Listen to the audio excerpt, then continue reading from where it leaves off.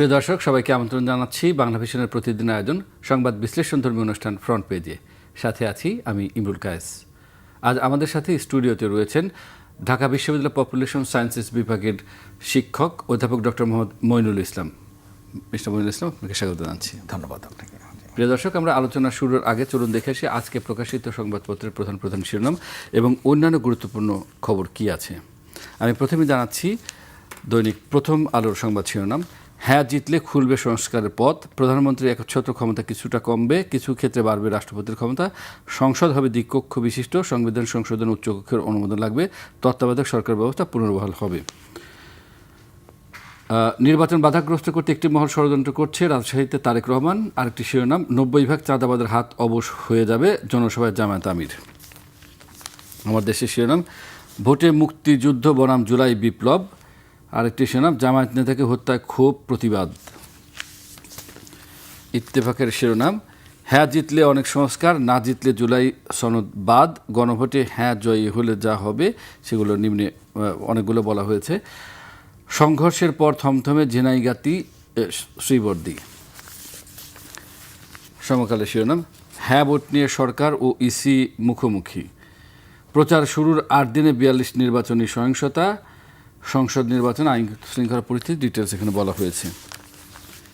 যুগান্তরের শিরোনাম, সুযোগ নিতে পারে তৃতীয় পক্ষ, নির্বাচনী প্রচারণায় সহিংসতা, জনমনের নানা সংশয়, 10,000 টাকা কৃষি ঋণ মওকুফ করা হবে, রাজশাহীর জনসভায় তারেক রহমান।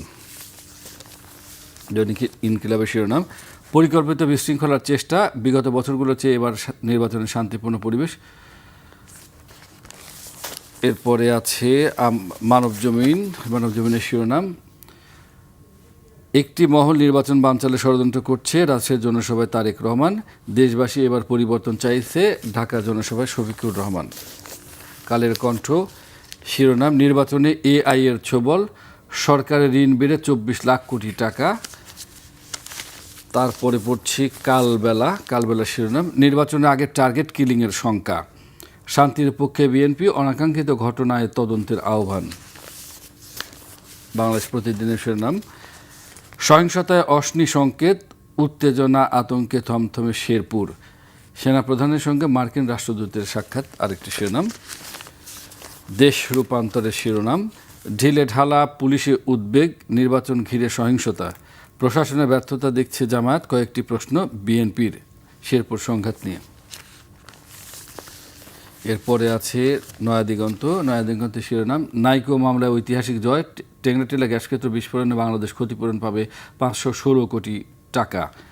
রাজনৈতিক ময়দানে নানা সমীকরণ, নির্বাচনকে প্রভাবিত করছে সহিংসতা ও অনলাইন প্রচারণা। বণিক বার্তা শিরোনাম, গণভোটে প্রজাতন্ত্রের কর্মচারীদের হ্যাঁ না ভোটের পক্ষে প্রচার দণ্ডনীয় অপরাধ। আরেকটি শিরোনাম, পদ্মা ব্যারাজ নির্মাণ, বরেন্দ্র প্রকল্প চালু, কৃষি ঋণ মওকুফের প্রতিশ্রুতি, রাজশাহী দিয়ে উত্তরাঞ্চলের নির্বাচনী প্রচারণা শুরু তারেক রহমানের। ডেইলি স্টারের শিরোনাম, ফার্স্ট ডিলস ফিল্মসের সিকিউরিটি। আরেকটি শিরোনাম, will take ruthless action against extortionist, Shafiqur promises. Farm loan relief, Padma barrage if BNP elected, Tarique Rahman promises at Rajshahi rally. Daily Observer শিরোনাম, European eyes large observer missions for February polls, Tarique warns of fresh conspiracies against polls, 90% extortion will end if Jamaat comes to power, Amir. এবং সর্বশেষ আমার হাতে আছে নিউজের শিরোনাম, wards okay to curb domestic violence sexual harassment. মোটামুটি আমরা সবগুলো পত্রিকার শিরোনাম পড়লাম। এবার আমরা একটু গণভোট নিয়ে আলোচনাটা শুরু করতে চাই। অর্থাৎ গণভোটের বিষয়ে প্রথম আলো, ইত্তেফাক, আমার দেশ তারা শিরোনাম করেছে। যেমন প্রথম আলো বলছে যে হ্যাঁ জিতলে কিছু সংস্কার হবে এবং প্রধানমন্ত্রীর ক্ষমতা কমবে, রাষ্ট্রপতির ক্ষমতা কিছুটা বাড়বে, তত্ত্বাবধায়ক ব্যবস্থা পুনর্বহাল হবে। আবার হ্যাঁ জিতলে অনেক সংস্কার, না জিতলে জুলাই সনদই বাতিল হয়ে যাবে, এটা বলছে ইত্তেফাক। এখন আমার প্রশ্ন এই যে হ্যাঁ না ভোট নিয়ে এক ধরনের আমরা বিতর্ক দেখছি, কেউ একদম উঠে পড়ে লেগেছে যে হ্যাঁ ভোটকে জেতাতে হবে, আবার অনেক পক্ষই দেখছি কিছুটা নিশ্চুপ আছে, জাতীয় সংসদ নির্বাচনের উপর তারা প্রাধান্য দিচ্ছে। কি বলবেন এই বিষয়ে? ধন্যবাদ আপনাকে। একই সাথে বাংলা ভিশনের অগণিত দর্শক শ্রোতা সবাইকে শুভেচ্ছা, শুভ সকাল। তো যে বিষয়টি আপনি আমায় প্রশ্ন করেছেন এবং বলেছেন যে হানা ভোট নিয়ে এই মুহূর্তে জাতীয়ভাবে আলোচনা চলছে এবং গতকালকেই লক্ষ্য করলাম যে একটি গুরুত্বপূর্ণ বিষয়, যেটি নির্বাচন কমিশন এই হানা ভোট সংক্রান্ত বিষয়ে তারা ইতিমধ্যেই বলেছেন যে সরকারি কর্মচারী যারা বা চাকরিজীবী যারা রয়েছেন যে তাদের যে প্রচারে এটা একটা দণ্ডনীয় একটা ব্যাপার বা অপরাধ হিসেবে গণ্য হবে বলছে। কিন্তু লক্ষণীয় বিষয় হচ্ছে যে এই যে নির্বাচনী প্রচারণা চলছে, নাগরিকদের মধ্যেও ভাবনা চিন্তা চলছে বিষয় হানা ভোট নিয়ে, কিন্তু নির্বাচন কমিশন যদি স্বাধীন একটি প্রতিষ্ঠান হয়ে থাকে এবং তারা যেহেতু নির্বাচনটা পরিচালনা করবে, তো সে প্রেক্ষাপটে কিন্তু তাদের দায় দায়িত্বের জায়গা থেকে আমি বলবো যে এই প্রচারণার 8 দিন পরে এসে কেন এরকম একটা মানে আপনার প্রজ্ঞাপনের মতো আসলো। আর সরকারের জায়গা থেকে একটু চিন্তার বিষয় রয়েছে যে প্রজ্ঞাপনের চিঠি দিয়েছে, তো কাজে দেখা যাচ্ছে যে সরকার এবং নির্বাচন কমিশন এই দুইয়ের মধ্যে এক ধরনের গ্যাপ আমি এই মুহূর্তে লক্ষ্য করতে পারছি। কারণ এই বিষয়টি কিন্তু অত্যন্ত গুরুত্বপূর্ণ যে আপনি হা বা না ভোটে যারা অংশগ্রহণ করবেন বা যারা দিবেন, এই জায়গাতে সরকার অবহিত করতে পারে নাগরিকদেরকে। কিন্তু যে আমি ব্যক্তিগতভাবে যেটা মনে করছি বা নির্বাচন কমিশন যেই কাজটি করেছেন সেটিকে আমি একদিকে মনে করি যে সাধুবাদই দিব, কারণ তারা তাদের অবস্থানটা ব্যক্ত করেছেন। এখন দুই পক্ষের আলোচনা করে একটা সমঝোতায় যেতে হবে। মোটা দাগে যদি বলেন যে হ্যাঁ সরকার যেটা করতে পারে অবহিত করতে পারে নাগরিকদের, কিন্তু আপনি হা বা না কোন ভোটে যাবেন নাগরিক এটা সিদ্ধান্ত নেবে কোন দিকে যাবে, এটা হচ্ছে আমার ব্যক্তিগত জায়গা থেকে অবস্থান। কিন্তু আবার এটাও ঠিক যে এই নির্বাচন কমিশন তাহলে বিগত 8 দিন কি করলেন, মানে এই যে প্রচারণা যে 8 দিন গেল, তো সেটি হচ্ছে কি। তো এখন গণভোটে যেটা আপনি বলছিলেন যে কি কি জিনিস থাকছে, মোটা দাগে তো পত্রপত্রিকাগুলো বলেছে যে কি কি বিষয় রয়েছে। তো এখন এই জায়গাগুলো রয়েছে যে ক্ষমতার ভারসাম্য আনা বা আপনার যে মোটা দাগে তত্ত্বাবধায়ক সরকার আবার চলে আসবে, রাষ্ট্রপতি প্রধানমন্ত্রী ক্ষমতার যে ভারসাম্য থাকবে এবং মৌলিক অধিকারের ব্যাপার বলা হচ্ছে, পার্লামেন্টের উচ্চ কক্ষের কথা বলা হয়েছে। তো এই জায়গাগুলো রয়েছে এই জায়গাতে, কিন্তু এটি কিন্তু শুধুমাত্র এই স্বল্প সময়ের প্রচারণার বিষয় না, এটি কিন্তু নাগরিকদের সবার হানা ভোট যখন দিতে যাবে একজন নাগরিক সচেতনভাবে ভোটগুলো দিতে পারছে কিনা সেটি হচ্ছে একটা ব্যাপার। তার সক্ষমতার জায়গাটা কিন্তু দেখার ব্যাপার রয়েছে। যেমন যিনি ভোট দিতে যাবেন, একজন যখন প্রার্থীকে, যা এখন দুটো ভোট তো পাশাপাশি হচ্ছে একই সময়ই, তো একদিকে হচ্ছে সংসদ নির্বাচনের প্রার্থী মনোনয়ন মানে প্রার্থীকে ভোট দেওয়া, আরেকটি হচ্ছে এই হানা ভোটে অংশগ্রহণ করা। তো আমি যেভাবে দেখি চিন্তা করেন যে ওই জায়গাতে যে বিষয়গুলো লেখা থাকবে, যে ওইগুলো পড়ে একজন ব্যক্তি যদি ভোট দিতে যায় সেই জায়গাটা কতটুকু সচেতনভাবে সেটি প্রয়োগ করতে পারবে সেটি একটা দেখার বিষয় রয়েছে। আমি রিসেন্টলি আমার দেশের বাড়ি গিয়েছিলাম, সেখানে প্রত্যন্ত গ্রামের লোকজন কিন্তু এখন এই ব্যাপারে সচেতন না। তারা আমাকে জিজ্ঞেস করেছে যে আসলে হ্যাঁ ভোটটা কি আর না ভোটটা কি। তো এই বিষয়ে কিন্তু এক ধরনের মানে অস্পষ্টতা গ্রামাঞ্চলের মানুষের মধ্যে রয়ে গেছে।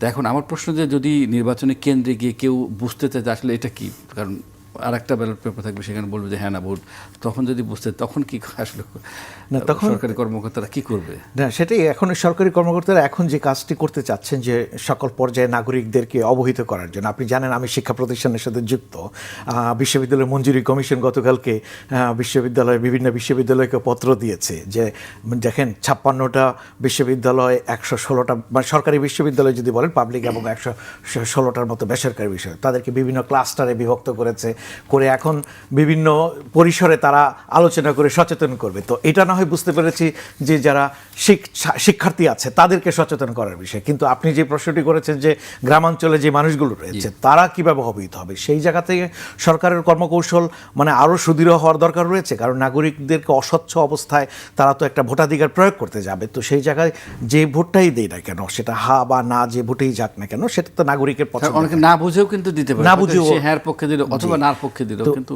জি এটা আপনি শুধু একজন শিক্ষিত মানুষও এই সকল বিষয়গুলো কতটুকু অবহিত সেটিও একটা দেখার বিষয় রয়েছে। কিন্তু অবশ্যই নাগরিক হিসেবে যখন আমি মনে করি যে আমার দায়িত্ব অবশ্যই যে আমি কোথায় যাচ্ছি, কেন ভোটটা দিচ্ছি, এই জিনিসগুলো জানা। তো এই জায়গায় আমার যেটা মনে হয় যে সরকার এবং তার যে অংশীজন রয়েছে, এই অংশীজনদের এই যে সামনে সময়টা যে রয়েছে এই সময়টাকে সঠিক সদ্ব্যবহার করতে হবে অর্থাৎ এই 2 সপ্তাহ যে এবং সেটি একটি বড় চ্যালেঞ্জ এতগুলো সব মানুষের কাছে পৌঁছানো। আপনি দেখেন যে আমাদের ভোটার কত, মানে এখন প্রায় 12,77,00,000-এর কাছাকাছি, মানে ধরেন 13 কোটি বলতে পারেন আপনি। এই যে ভোটার যারা রয়েছে তাদের প্রত্যেকের কাছে যাওয়া এবং প্রত্যেকটি নাগরিক কিন্তু সচেতনভাবে ভোটটি দিতে হবে এবং সেই সচেতনতার জায়গা থেকে তার সক্ষমতা তৈরি করে দেওয়া কিন্তু সরকারের দায়িত্ব, রাষ্ট্রের দায়িত্ব। সেটা করতে গিয়েই বা সরকার পক্ষ থেকে যে ধরনের প্রচার প্রচারণা চালানো হচ্ছে তখনই আমরা দেখলাম যে নির্বাচন কমিশনের পক্ষ থেকে এরকম একটা অবস্থা হচ্ছে। এবং আমার দেশে যেটি শিরোনাম করেছে মানে সরকার এবং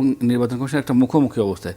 তো এই নির্বাচন আর মাত্র 2 সপ্তাহ বাকি, এখন যদি দুই পক্ষের মুখোমুখি অবস্থা দাঁড়াচ্ছে, পুরো নির্বাচনী ব্যবস্থা নিয়ে তো এক ধরনের না, তা তো অবশ্যই এটা একটা বড়, এই মুহূর্তে একটা বড় চ্যালেঞ্জ, কারণ এই জায়গাতে তাদের সমঝোতার মধ্যে যেতে হবে এবং কিভাবে এই যে পত্রটা গতকালকেই আসলো, এখন সরকার এটা কিভাবে মানে মোকাবেলা করবেন বা তাদের সাথে কিভাবে আলোচনায় যাবেন, এটা অতি দ্রুত যেটি করতে হবে। আর যেহেতু নির্বাচনের তারিখ সুনির্দিষ্টভাবে আছে, তো এই সময়টাকে কিভাবে সঠিকভাবে ব্যবহার করবে বা নির্বাচন কমিশনের যে অঙ্গ প্রতিষ্ঠানগুলো রয়েছে তারা কিভাবে এখানে অংশীজন হিসেবে কাজ করবে। আর শুধুমাত্র এই যে বললাম সরকার হয়তো বা টার্গেট করেছে শিক্ষা প্রতিষ্ঠান, আমি জানি যে বেসরকারি মোবাইল ফোন বিভিন্ন জায়গা থেকেও তারা চেষ্টা করেছেন তাদের মতো করতে, কিন্তু মোটা দাগে যেটি হচ্ছে সরকার নাগরিককে অবহিত করতে পারেন যে কি কি জিনিস থাকবে এবং ওয়াইডার কমিউনিকেশন, সংযোগ, গণসংযোগের যে জায়গাটি, এটি শুধুমাত্র বেতার মিডিয়া বা এই ইলেকট্রনিক মিডিয়া না, এর সাথে যারা অংশীজন রয়েছে স্থানীয় পর্যায়ে, যেটি আপনি বলছিলেন যে একদম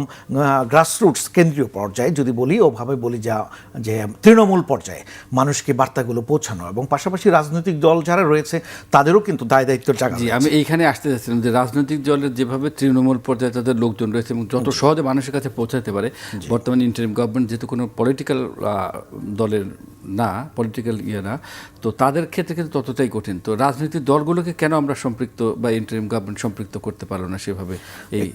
এই জায়গাতে আমার মনে হয় যে রাজনৈতিক দলগুলোকে আস্থায় নিয়ে সরকারকে আরও, মানে আমি মনে করি যে ডায়ালগ বা সমঝোতার মধ্য দিয়ে যেতে হবে। রাজনৈতিক দলগুলো তারা এখন তাদের নির্বাচনী প্রচারণায় ব্যস্ত রয়েছেন এবং বিশেষ করে ব্যস্ত রয়েছেন তাদের নির্বাচনী আসনে কে জয়ী হবেন এবং কি ধরনের সুযোগ সুবিধা দিবেন, প্রতিশ্রুতি বা ইশতেহার, আজকেও মনে একটা রাজনৈতিক দলের ইশতেহার আসবে, তারা ওই কাজগুলোতে কোথাও কোন ধরনের সুযোগ সুবিধা দেবেন সেগুলো নিয়ে ব্যস্ত আছে। কিন্তু এই গণভোটের ব্যাপারটা নিয়ে কিন্তু খুব বেশি তাদের মধ্যে জোরে সোরে ওই ধরনের কিন্তু লক্ষ্য করছি না, যতটুকু না আসনের ব্যাপারে সেটা দেখা যাচ্ছে মোটা দাগের পক্ষে আছে। কিন্তু আপনার যে হা ভোটে মেজরিটি তো সব আমি তো দেখছি যে হা ভোটের পক্ষে রয়েছে, কিন্তু সেই জায়গাতেও যে হা ভোট হলে কি কি জিনিস ঘটবে, মানে কি কি পরিবর্তন আসবে, সেই জায়গাগুলোতে কিন্তু প্রচারণার জায়গা রয়েছে। যেটা আপনি বলছিলেন, একজন সাধারণ মানুষ যখন বুঝতে যাবে যে আমি কেন হা ভোট দিতে যাচ্ছি, তো সেক্ষেত্রে রাজনৈতিক দলগুলো তাদেরকে আপনার আমি বলবো যে এক ধরনের ধারণা দিতে হবে তাদেরকে, পাশাপাশি নিজেদের দলীয় এজেন্ডার মধ্য দিয়ে থেকেও পাশাপাশি যারা এই জুলাই সনদে স্বাক্ষর করেছে, যারা এই সনদকে সমর্থন করেছে, তারা তো এর পক্ষে কথা বলতে হবে। শুধুমাত্র ভোট তো একপাক্ষিক ভোট চাইলে তো হবে না, পাশাপাশি যে ওইটাতেও যাতে ভোট দেওয়া হয় সেই জন্য তাদেরকে আমি জনসচেতনতার পাশাপাশি তাদেরকেও দায়িত্বের মধ্যে আনতে হবে। যে দেখা গেল যে দুটো ভোটের মধ্যে একটিতে ভোট দিল, আরেকটিতে ভোট দিল না, ধরেন আপনি, এরকমও তো হতে পারে যে, তো ওই জায়গায় যখন আমি দুটো ব্যালট পেলাম, তো হ্যাঁ দুটো ব্যালট পেলাম, একটিতে ভোট দিলাম, আরেকটিতে দিলাম না, কাজে আমি যাতে আরেকটাকে অবহেলা না করি, ওখানেও আপনার টার্ন আউটের একটা ব্যাপার আসবে। সো ওই জায়গাগুলোতে আমার মনে হয় যে রাজনৈতিক দল তারা যদি কেন্দ্রীয় পর্যায় থেকে নির্দেশনা দিয়ে এবং তৃণমূল পর্যায়ে যদি তারা সেটিকে সংযুক্ত করে, সেটি একটা কার্যকর কৌশল হতে পারে আমি মনে করি। এবং সেক্ষেত্রে সরকার রাজনৈতিক দলগুলোর সাথে আমি মনে করি যে তাদের সাথে আলোচনা করে এবং তাদেরকে পরামর্শ দিয়ে আমি মনে করি সেদিকে এগিয়ে যেতে পারে এবং সেটাই করাটাই মনে হয় এই মুহূর্তে অত্যন্ত যৌক্তিক হবে, যেহেতু আমাদের হাতে সময় কম এবং এই সময়ের মধ্যে যদি পৌঁছতে হয় এবং সাধারণ মানুষ পর্যায়ে পৌঁছতে হয়, তাহলে অবশ্যই আমি মনে করি যে আরও সুদৃঢ় পদক্ষেপ নিতে হবে। কিন্তু হ্যাঁ না ভোট নিয়েও তো আমরা রাজনৈতিক দলগুলোর মধ্যে এক ধরনের কিছু পার্থক্য দেখা যাচ্ছে। এই পার্থক্যগুলোকে এই এত অল্প সময়ে সমাধান করা কতটা সহজ? দেখেন, এখন মোটা দাগে যেটা হচ্ছে যে সকল কিছু তো করা সমস্যা, মানে হয়তোবা পরিপূর্ণ করা যাবে না, কিন্তু কাছাকাছি পর্যায়ে যদি পৌঁছানো যায়, মানে মূল বিষয়টা হচ্ছে যে এই যে যারা ভোট দিতে যাবে, এই যে 12টা, আমি তো দেখতে পাচ্ছিলাম যে ওখানে লেখা আছে যে দেশের চাবি আপনার হাতে, এখানে 12টা দফা দেওয়া আছে। এই 12টা দফা যদি একজন নাগরিক পড়ে ভোট দিতে যায়, মানে ওই সময় যদি ভোট পড়ে এবং দেখেন বা এই জায়গাগুলোকে কীভাবে সহজবুদ্ধ করা যাবে, যদি দেখে অনেক সময় লেগে যাবে, কিন্তু ওইটাও কিন্তু একটা বড় ব্যাপার। এবং নির্বাচনের যে সময়, এই সময়ের মধ্যে ভোটার টার্ন আউট যদি বাড়াতে হয়, তাহলে এই জায়গাগুলো তো যদি আগে থেকেই ওয়াকিবহাল না হয়, এবং এই যে রাজনৈতিক দল যাদের মধ্যে ধরেন এখনও দ্বিধাদ্বন্দ্ব রয়েছে বা যারা এর বিরোধিতা করছেন কেউ কেউ, তো ওই কিছু মানে পুরোটাই যে বিরোধিতা করছে তা না, কিছু কিছু ক্ষেত্রে কিন্তু আপত্তি আছে। সেক্ষেত্রে 12টা পয়েন্টের উপরই হ্যাঁ না দিয়ে যদি আলাদা আলাদা করে সেপারেটলি দেওয়া যেত, হ্যাঁ, সেটি একটা হতে পারতো, কিন্তু সেক্ষেত্রে আপনার ব্যালটের আকারটি তো আরও বড় হয়ে যাবে। ওই ধরনের কিছু সীমাবদ্ধতা তো ওখানে রয়েছে, তা না হলে তো মানে খুবই আপনার অনেক বড় হয়ে যাবে। তখন ওইটা করা সরকারের পক্ষ থেকে এবং নাগরিকের পক্ষ, দুজনের পক্ষ থেকেই এক ধরনের চ্যালেঞ্জ ওখানে থেকে যাবে। তো মোটা দাগে যেটা মনে হচ্ছে যে ভোটটা যাতে সুষ্ঠুভাবে হয় এবং যেই নাগরিক ভোট দিবেন তিনি সচেতনভাবে জেনে শুনে যাতে ভোটটা দেন, তার যাতে সক্ষমতাটা, যেটাকে আমরা অনেক ক্ষেত্রে ক্যাপাবিলিটি, যে শব্দটা আমরা বলি উন্নয়নের একটা জায়গা থেকে, তো এইটা তৈরি করার দায়িত্ব সরকারের রয়েছে। এবং সরকারের পাশাপাশি যারা রাজনৈতিক দলগুলো রয়েছে, যারা অংশীজন রয়েছে, তাদের প্রত্যেকেরই দায়িত্ব রয়েছে এই জায়গায়। এবং নাগরিক হিসেবে আমি মনে করি যে আমার যেরকম দায়িত্ব রয়েছে জিনিসগুলো জানা, একইভাবে আমার অপর নাগরিককেও জানানো, সেটিও আমার এক ধরনের দায়িত্বের মধ্যে পড়ে। কিন্তু রাজনৈতিক দলগুলোকেই এই মুহূর্তে আমি মনে করি সবচেয়ে বড় অংশীজন, যারা নাগরিকের সাথে এই জনসংযোগটা বাড়াবেন এবং তাদেরকে অবহিত করবেন। আমরা একটু নির্বাচনী যে সহিংসতাগুলো হচ্ছে সে বিষয়ে আসি, যদি আগের তুলনায় কম। যেমন আমার দেশ বলছে যে বাকযুদ্ধ ক্রমেই সহিংসতায় গড়াচ্ছে, আর সমকাল বলছে যে প্রশাসনের 8 দিনের মধ্যে 42টি নির্বাচনী সহিংসতাতে এর মধ্যে 4 জন নিহত হয়েছে। তো আলোচিত যে ঘটনাটি সেটা হচ্ছে শেরপুরে একজন জামায়াত নেতা মানে নিহত হয়েছেন। তাহলে আমার প্রশ্ন যে ঐক্যবদ্ধভাবে জুলাই বিপ্লব করেছিল এই দলগুলো, এবং তারপরে আমরা দেখেছি যে জুলাই সনদ নিয়ে একাধিক বার বৈঠক করেছে, একাধিকবার কি অনেক অসংখ্যবার বৈঠক করেছে, এবং সেখানে তাদের এক ধরনের ঐক্যমত ছিল। এই নির্বাচনকে কেন্দ্র করে শেষ মুহূর্তে এসে আমরা দেখছি যে বিশেষ করে বড় দুটি দলের মধ্যে বা বড় দুটি জোটের মধ্যে ক্রমেই সহিংসতা বাড়ছে, এবং যেটা বললাম যে হত্যাকাণ্ডের ঘটনাও ঘটছে। জি, দেখুন, আসলে এটি তো কাঙ্ক্ষিত নয়। মানে এখন এই যেটি বলছেন যে সংবাদ মাধ্যমে আমরা জানতে পারছি প্রতিদিনই বাড়ছে হামলা, তারপর ধরেন এই যে মানে হামলার সংস্কৃতি বলি কিংবা নির্বাচনী পরিবেশ নিয়ে এক ধরনের উৎকণ্ঠা কিন্তু তৈরি হচ্ছে নাগরিকদের মনে। যদিও হয়তো বা সংখ্যাটি এত ওই পর্যায়ে যায়নি, কিন্তু তারপরও আমরা লক্ষ্য করতে পারছি যে এই নৃশংস হামলা, হত্যাকাণ্ড, এই ধরনের ব্যাপারগুলো ঘটছে। এখন নির্বাচন যত ঘনিয়ে আসবে দেখা যাচ্ছে যে আমাদের রাজনৈতিক সংস্কৃতির মধ্যে যে বিষয়টি রয়েছে যে একে অপরকে আস্থায় নেওয়া, যার যার কাজগুলো তারা করা এবং পরস্পরকে শ্রদ্ধায় রাখা এবং শান্তিপূর্ণ পরিবেশ বজায় রাখা, এবং সরকার, রাজনৈতিক দল এবং আমি বলবো যে প্রত্যেকেরই কিন্তু দায়িত্বশীল আচরণ এখানে প্রয়োগ করার দরকার রয়েছে। তো সে প্রেক্ষাপটে কিন্তু সেখানে একটা ঘাটতি লক্ষ্য করছি, এবং সেক্ষেত্রে সরকারের অঙ্গ প্রতিষ্ঠান আইন শৃঙ্খলা বাহিনী রয়েছে, তারা এককভাবে পারবে না, পাশাপাশি তাদেরকেও, যেটা আমি বলছিলাম যে সবসময় মনে করি যে এখানে রাজনৈতিক দল যারা রয়েছেন তাদেরকেই কিন্তু মানে আমি মনে করি আস্থায় নিতে হবে, এবং তাদেরকে এখানে কর্মসূচির জায়গাতে চিন্তা করতে হবে যে অপর পক্ষ বা বিরোধী পক্ষের সাথে যাতে কোনো ধরনের সংঘাতে যুক্ত না হই। এবং এটি কিন্তু যদি এই সংঘাত বা হামলার সংকট বাড়ে, এতে নাগরিকদের মনেও কিন্তু এক ধরনের ভীতি সংস্কার হতে পারে, এবং সেটি কিন্তু নির্বাচনে প্রভাব পড়তে পারে পরবর্তীতে। তো এই মুহূর্তে আমি বলবো যে নির্বাচনী পরিবেশ নিয়ে অবশ্যই উৎকণ্ঠার মতো একটা ব্যাপার চিন্তা রয়েছে। এই উৎকণ্ঠা যাতে আরও না ধীর হয়, মানে আরও বাড়ে, সেদিকে লক্ষ্য রাখতে হবে। সে নির্বাচন কমিশন, রাজনৈতিক দল এবং সরকারের অন্যান্য অঙ্গ প্রতিষ্ঠান তাদেরকে আমি মনে করি যে সমঝোতার মধ্য দিয়ে বা তাদেরকে এমনভাবে কাজগুলো করতে হবে যাতে কোনো ধরনের বা কোনো কারণে শান্তিপূর্ণ পরিবেশ যাতে মানে বজায় থাকে এবং শান্তিপূর্ণ পরিবেশ যাতে ক্ষেত্রে কোনোভাবেই ব্যাহত না হয়, এতে কিন্তু ভোটের সার্বিকভাবে প্রভাব পড়বে। আবার রাজনৈতিক দলগুলো তাদেরকেও নিজেদের মতো করে আমি বলবো যে তাদের নেতৃবৃন্দ যারা রয়েছেন কেন্দ্রীয় পর্যায় থেকে এগুলো মনিটর করতে হবে, কোথায় হামলাগুলো হচ্ছে, কেন হচ্ছে, এবং প্রয়োজনে শাস্তিমূলক ব্যবস্থাও নিতে হবে, এবং দলীয় পর্যায়ে নিতে হবে। একটি আইন শৃঙ্খলা করলে তো হয়তো সেটি আইন শৃঙ্খলা প্রতিষ্ঠান তারা তাদের মতো করে বলবে, কিন্তু আমি মনে করি যে কেন্দ্রীয় পর্যায় থেকেও যারা ধরেন এই ধরনের সহিংসতার সাথে যুক্ত হবে এই জায়গাগুলোকে পরিহার করার জন্য কেন্দ্রীয় কেন্দ্রীয় পর্যায় থেকে সুস্পষ্ট নির্দেশনা দেওয়ার দরকার রয়েছে, এবং সেখানেও আমি মনে করি যে এক ধরনের তৃণমূল পর্যায় থেকে কেন্দ্রীয় পর্যায়ের মধ্যে আরও বেশি দৃঢ় সংযোগ থাকা উচিত। আমরা দেখতে পাচ্ছি যে শীর্ষ নেতৃত্ব বড় দুটি দলের তারা কিন্তু শান্তি বজায় রাখার কথা বলছে, নেতা নেত্রীদের বারবার নির্দেশ দিচ্ছে, বিভিন্ন জনসভায় বিভিন্ন বার্তায় তারা বলার চেষ্টা করছেন। রাজনৈতিক দলগুলোর দায়িত্ব তো রয়েছে, কিন্তু পাশাপাশি যারা আইন শৃঙ্খলা রক্ষার দায়িত্বে রয়েছে তাদেরও তো সবচাইতে বড় ভূমিকা রাখতে হবে। এখানে দেশ রূপান্তরের একটি শিরোনাম করেছে যে পুলিশের ঢিলেঢালা ভাব এখনও রয়ে গেছে। তো এতদিন পরেও এসে পুলিশে কেন ঢিলেঢালা ভাব থাকবে, কেন তারা ঠিকমতো টহল দিতে পারছে না? আমরা শেরপুরের ঘটনা যদি দেখি, সেখানে পুলিশ ছিল, অন্যান্য আইন শৃঙ্খলা বাহিনীর সদস্য ছিল, আর্মি ছিল, এবং অনেক সময় কিন্তু পাওয়া গিয়েছিল, কয়েক ঘন্টার সময়। তারপরেও সেখানে হত্যাকাণ্ডের শিকার হলো এবং সেখানে তারা নিরাপত্তা নিশ্চিত করতে পারলো না। তাহলে এই আইন শৃঙ্খলা বাহিনী এতদিন পরেও কেন ঢিলেঢালা থাকবে? দেখেন, ধরেন আমরা একটা পরিবর্তিত প্রেক্ষাপটে আছি এবং দীর্ঘ প্রায় 1.5 বছরের কাছাকাছি তো হয়ে গেল। এই অবস্থায় ধরেন আইন শৃঙ্খলা প্রতিষ্ঠান যারা রয়েছেন তাদেরকে আরও বেশি সক্রিয় হওয়া উচিত ছিল। যদিও অবস্থার উন্নতি ঘটেছে, কিন্তু হলেও এই যে এখন যে ঘটনাগুলো ঘটছে বা সামনে ঘটার মতো ঝুঁকি রয়েছে, এই জিনিসগুলো কিন্তু মানে আইন শৃঙ্খলা বাহিনীর তাদের কতগুলো আপনার ভিতরের অন্তর্বিশ্লেষণ করার ব্যাপার থাকে। সবসময় দেখেন নির্বাচন যখন ঘনিয়ে আসে তখন বিরোধী পক্ষ এবং তারপর বিভিন্ন রাজনৈতিক দল তাদের মধ্যে এই ধরনের মানে হামলা, এই জিনিসগুলো অতীতেও বাংলাদেশে কিন্তু ঘটেছে। আগের তুলনায় কিছুটা কম বলা যায়, কিন্তু একটি প্রাণের তো অনেক মূল্যবান। জি জি, অবশ্যই আপনি যেটি বলেছেন যে আমরা কোনো ধরনের হামলা হোক বা একটি প্রাণও যাতে বিসর্জন না হয়, মানে এইভাবে যে হত্যাকাণ্ডের শিকার না হয়, সেটি হচ্ছে আমাদের লক্ষ্য। তো সেক্ষেত্রে আইন শৃঙ্খলা বাহিনী তাদেরকে অবশ্যই অত্যন্ত সক্রিয় থাকতে হবে এবং সেটা তৃণমূল পর্যায়ে সক্রিয় থাকতে হবে। তো আমরা এখানে দেখতে পাই যে তাদের মধ্যে ঘাটতি অবশ্যই রয়েছে। তাদের পর্যাপ্ত জনবল আছে কি না, তাদের কাজের যে স্পৃহা, সে দায়িত্বটা সঠিকভাবে পালন করছে কি না, সেই জায়গার জন্য যেটা হয় তাদের নেতৃত্বে যারা রয়েছেন, যারা তাদেরকে ধরেন আমরা যেটাকে বলি সুশাসন, মানে গভর্নেন্স যেটাকে বলি, সুশাসন গুড গভর্নেন্সের জায়গা, ওই জায়গা থেকে তাদের দায়িত্বশীল ভূমিকা যাতে পালন করে। যারা দায়িত্ব যদি সঠিকভাবে পালন না করে তাহলে তাদের বিরুদ্ধে ব্যবস্থা নিতে হবে, সেটা মানে অভ্যন্তরীণ ক্ষেত্রে নিতে হবে। কিন্তু মোটা দাগে যেটি হচ্ছে আইন শৃঙ্খলা বাহিনীরই হচ্ছে মূলত দায়িত্ব।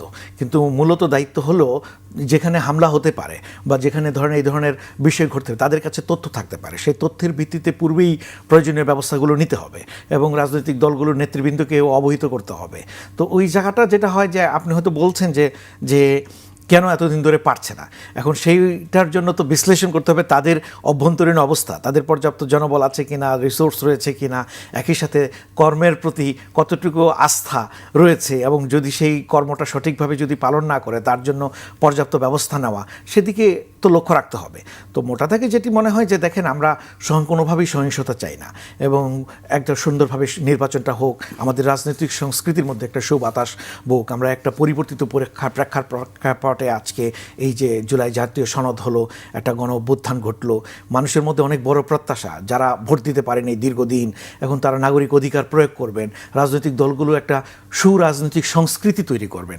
এই যে দেখেন শীর্ষ নেতৃত্ব যারা রয়েছেন তারা কিন্তু ভালো কথাই বলছেন, কিন্তু তাদের কর্মী সমর্থক যারা রয়েছেন তারা যদি শীর্ষ নেতৃত্বের কথাগুলো অনুসরণ না করেন তাহলে তো সেটি তো সঠিক নেতৃত্ব হবে না তখন। তো ওই জায়গা থেকে যেটি মনে হচ্ছে যে হ্যাঁ, আমরা হয়তো কেন্দ্রীয় পর্যায় থেকে সুন্দর ভালো কথা বলছি, কিন্তু যে তৃণমূল পর্যায়ে যারা নেতৃবৃন্দ রয়েছেন তাদেরকেও কিন্তু এই ধরনের মোটিভেশন দিতে হবে যে কোনো ধরনের যে এলাকায় এই ধরনের ব্যাপার ঘটবে সেটিকে যাতে কোনোভাবেই দলগুলো এগুলোকে গুরুত্বের সাথে বিবেচনায় নিয়ে কর্মকৌশল নেয়। তো মোটা দাগে আমি বলবো যে আইন শৃঙ্খলা বাহিনীকেও আরও বেশি সচেতন হতে হবে এবং তাদেরকে আরও বেশি দায়িত্বশীল আচরণ করার দরকার রয়েছে এবং তাদেরকে আরও প্রস্তুত হতে হবে, কারণ সামনের যে সময়টা আসছে সেটি আরও বেশি ঝুঁকিময় সময়, এবং ওই ঝুঁকিময় সময় যাতে কোনো ধরনের অতিরিক্ত প্রাণহানি বা কোনো হামলা বা হত্যার মতো ঘটনা যাতে না ঘটে সে ব্যাপারে তাদেরকে আরও সচেতন হওয়ার দরকার রয়েছে।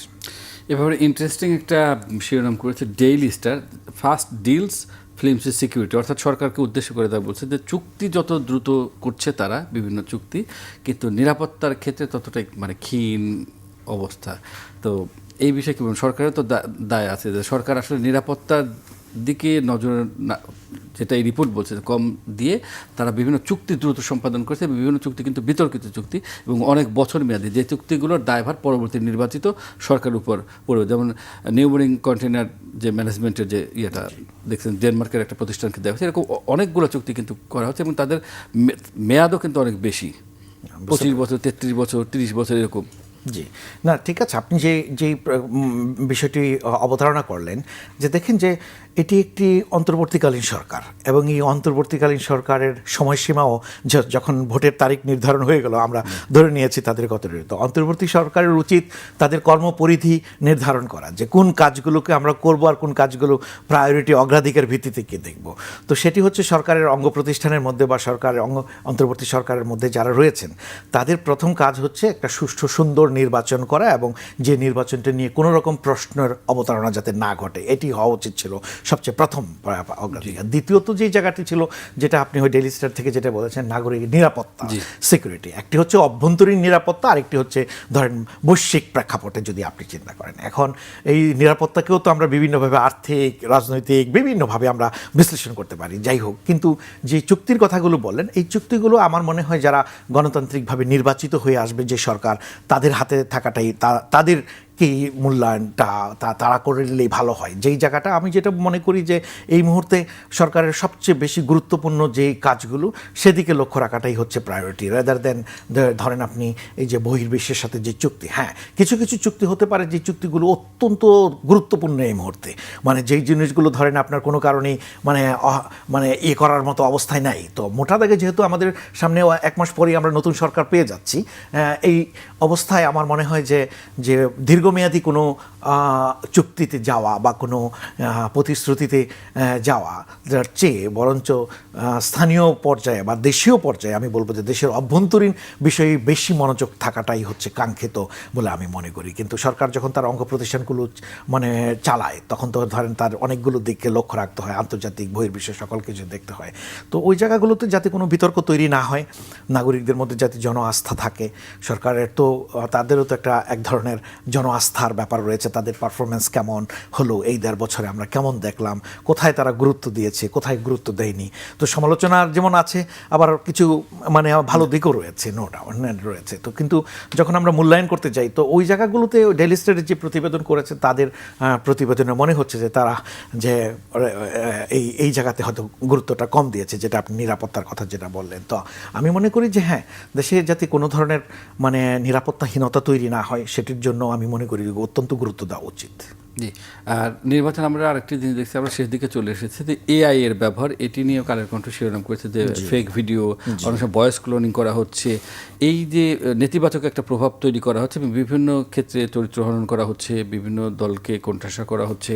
তো এইটাকে আসলে ঠেকানোর জন্য কি কোনো মেকানিজম আছে বা নির্বাচন কমিশন কোনো পদক্ষেপ নিতে পারে? দেখেন, এটাও কিন্তু ধরেন আমরা একটা রূপান্তরের মধ্যে দিয়ে যাচ্ছি। এখন প্রচুর অনলাইন মিডিয়াতে আমরা কিন্তু সম্পৃক্ত, এখন বিশেষ করে ফেসবুক একটা গুরুত্বপূর্ণ মাধ্যম। তো এখন এই জায়গায় আপনি যেটা বলেছেন যে অপতথ্য, এটি কিন্তু বেড়েছে, এটা অস্বীকার করার কিছু নাই। এবং এই যে ডিপ ফেক ক্লোনিং, আপনি যেটা বললেন যে ভয়েস ক্লোনিং করেছে, অপতথ্য ফেসবুকে দেখাচ্ছে, কিন্তু এই জায়গায় খেয়াল করার বিষয় রয়েছে কারিগরি ক্ষমতা এবং বিশেষজ্ঞ ব্যক্তিবর্গের ঘাটতি আমাদের এখানে আছে, এবং কার্যকরী পদক্ষেপ, দেখেন আইন আছে কিন্তু কার্যকরী পদক্ষেপটা নেওয়ার মতো কিন্তু বিষয়টা এখানে লক্ষ্য করা যাচ্ছে না। তো সেক্ষেত্রে আমার যেটা মনে করতে হবে যে যেহেতু নির্বাচন কমিশন তার একটা সুষ্ঠু নির্বাচন করতে চান এবং প্রকাশ করতে, এবং এক্ষেত্রে যাতে এই এআই এর যে ছোবল, এটা যাতে না ঘটে, তার জন্য আমি মনে করি যে এই অপতথ্য যাতে না বেড়ে যায়, তার জন্য কার্যকরী পদক্ষেপ নিতে হবে। এবং একই সাথে বলবো যে কারিগরি